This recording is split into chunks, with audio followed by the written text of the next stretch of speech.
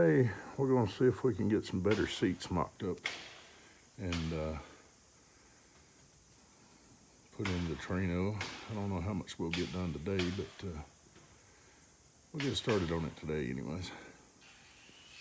First of all, we got to measure the bolt holes in the floor, and our seat holes are this back one here, this one here, this one here, this one here. So front to back, we've got 12 inches. It should be the same on that side. Yeah, 12 inches. I've already measured this once, so if it doesn't look perfect, it's okay. I've already checked it. And we got 15 and a half. What's center to center. And I know the driver's seat bolt holes are the same as the passenger seat because I've measured them when I put that seat in. So I already knew the measurements, I was just double checking. Right, so we got to modify our other seats to be able to fit these. All right, so these are the seats I'm going to use. These are out of a 2003 Cavalier, and the foam in them's kind of flimsy, but I think if I put some good thick seat covers on them, I think they'll be all right. And this seat's got some damage, but we're gonna patch it up best we can, and these seats will work until I can get some better ones. But these are gonna sit lower in the car, and so my head won't rub the headliner maybe. They'll fit better. Making brackets for them shouldn't be too much trouble. So let's get started. Okay, according to our measurements in the car, we're gonna have 15 and a half side to side. Here we've got 12 and a half. To the center of the slider. And bolt hole to bolt hole, we've got about 13 and a quarter actually. Then front to back, about there's the rear bolt, about 13 and 3/4 front to back. Okay, so, but I need to go by the mounting points on the sliders. So, sliders here, I'll have to, this piece is gonna have to come out, I think. Or I can flip it upside down because I think it helps stabilize side to side. So I can flip that upside down and it'll be fine. All right, so front to back. Okay, I got right at a foot from the rear rivet to the front rivet. And hopefully I'll have about the same here. Yeah, right about a foot. So, should be able to use those two holes. I'll know more, get a more accurate reading once I get these out. And yeah, they are rivets. So, I get a more accurate measurement once I cut these out.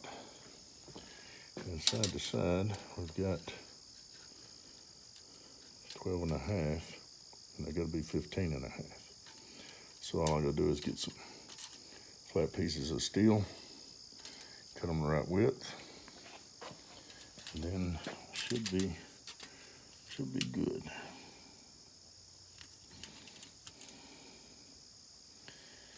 All right. So let's get started on that. Okay, well I've gotten the slider base and frame off of the seat. I went ahead and took the headrest off. I think this is going to look a lot better. Like that. And I've taken the seatbelt harness off. This piece was on here just as kind of a spacer. This is where it bolted to the bottom of the seat itself. And down here is where it originally bolted in the car. Like I said, these came out of a 2003 Cavalier.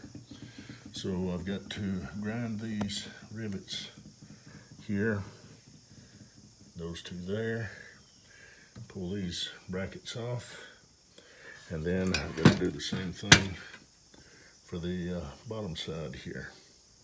and get those brackets off. And then I've got to make my own brackets.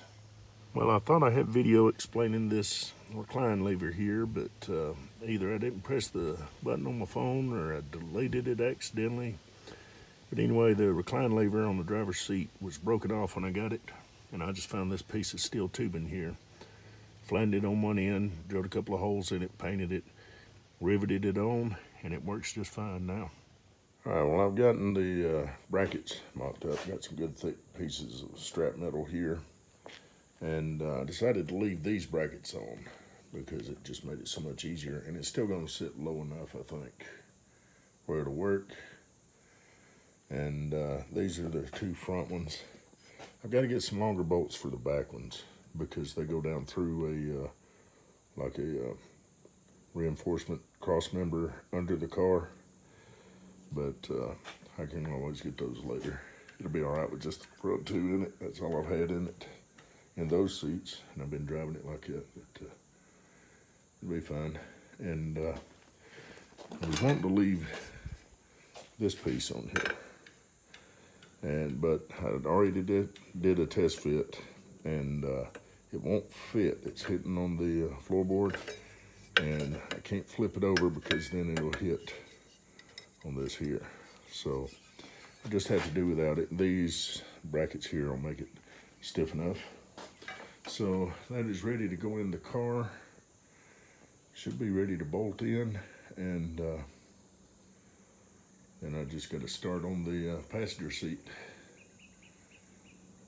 So I've just got to measure and make sure about from the top of the seat to this bracket here, it's going to be the same on this one because these brackets mount up different. So let's get these measurements, then put this one in and start on the other one. Okay, well, I've got the handle for the recline lever on the seat drying right now. I still have to put that one in the car. That's going to be the driver's seat. And started working on the passenger seat. Got some measurements. Now I've got to pull these brackets off of the driver's seat I had in there and reuse those. But luckily when I made this, I made it where I can just take these out and put these sliders back in the original position, and it'll be just like they were when I first got them.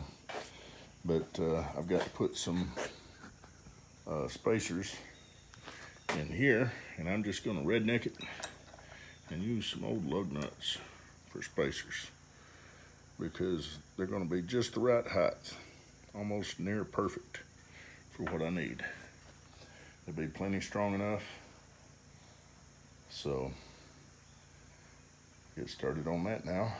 I've still got to cut these brackets off, but that won't be too much trouble, I don't think. I hope not. All right, let's get started. All right, well, I've got my brackets on the passenger seat put on here, and I got the driver's seat put on. I got the handle painted and put on. This piece of plastic here, this piece where the screw goes in, the stem inside was broke, so I glued that back on. Put that back together, and that one's ready to go in. This one, I just got to put the seat cover on it, and then it'll be ready to go in. And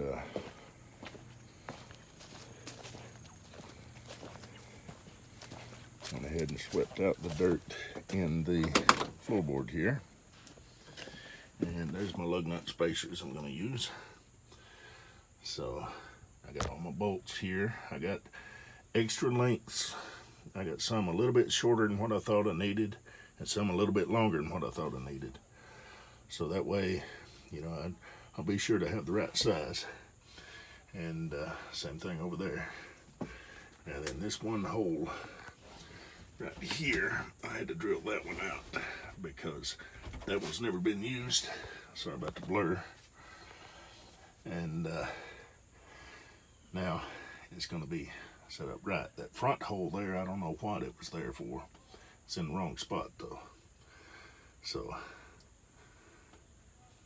I'll get the seats put in, and I went ahead and pulled the center seatbelt brackets out. Here's one of them. There's the other one. Because since I'm putting bucket seats in, I won't have a center seat. So it'll be a lot cleaner with just those two seatbelt buckles. All right, let's get the seats in, and I'll be back. All right, well, I got the seats in now. All in there good and tight. And yes, that is a block of wood I'm using for a spacer, but it works. So, got the cheap little floor mats in. Not much leg room in the back, but I think that seat is not snapped in all the way.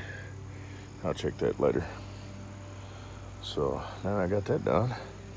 We'll see if I can pull this steering wheel off, replace the turn signal switch, because I have to hold it down or up to make my turns so the turn signal will work. But I've got a good switch there in the Thunderbird. So pull that steering wheel, change out that switch, and put my other steering wheel on that I bought. I think it's going to look better in here. Got the seats in, got the steering wheel changed out. I like that steering wheel a lot better than that little black one that was in there, little Grant GT. And horn works and everything now. The only thing is, turn signal switch in the Thunderbird wouldn't work with this one. So I'll just have to deal with just holding the switch down or up when I'm making my turns. That'll be all right. I think I may take it for a test drive and see how that new wheel and seat feels. All right, this is the steering wheel that was in the Torino. It's a little Grant GT steering wheel. It's not a bad steering wheel. I just like that chrome one better. And took it out for a test drive. Feels good, sits good. I like them seats. And got a better sitting position and ride better, feels better. So yeah, I think I'm gonna like it.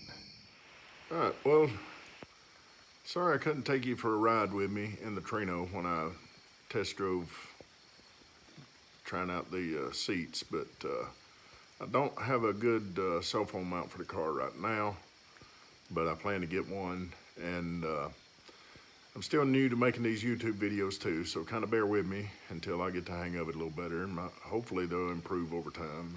Maybe they will. But the seat covers, I know they're all wrinkled up and look kind of cheap and trashy. They're just cheap Walmart seat covers, but they've got some pretty thick vinyl on the front side, and they'll help protect the seats to some extent until I can get some better ones, or get some other seats, or have those recovered or something. But for now, they'll be all right. I'm hoping that over time the wrinkles will come out and they'll kind of conform to the seats a little better, the shape of the seats. So keep a lookout for future videos. I've got some more work planned on the Torino coming up within a couple of weeks. And I've got several other projects coming up. I've got a couple of first start videos that you're gonna wanna see. So yeah, stay tuned, and appreciate you watching, and y'all take care.